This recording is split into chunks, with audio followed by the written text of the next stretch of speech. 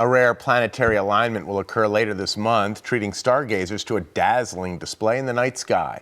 Storm Tracker 16 meteorologist Jeremy Lewan explains the celestial phenomenon in tonight's Skywatch 16.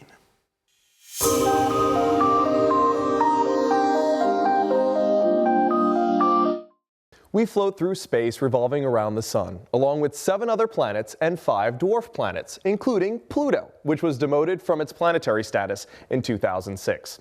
Sometimes we look up and notice Mars or Saturn flashing brightly in the night sky. For the entire month of February, 6 of the 7 planets are visible simultaneously. This is an event sometimes called a planetary parade, when 4 or more planets line up in the sky at once. But on the evening of February 28th, we will be able to see all 7 planets in the sky at one time, an event that sometimes doesn't happen for decades. All planets orbit the sun along the same flat plane called the ecliptic. Over time, they catch up with each other, and when they pass Earth, they seem to line up in the sky. But because their orbits aren't perfectly straight, they appear in an arc instead. Mercury, Venus, Mars, Jupiter, and Saturn will all be bright enough to be visible to the naked eye, while planets further away, like Neptune and Uranus, require high-powered binoculars or a telescope to spot. Astronomers suggest a telescope with at least an 8-inch aperture and 50 times magnification to see Uranus and its rings, and 150 times magnification to see Neptune and its rings.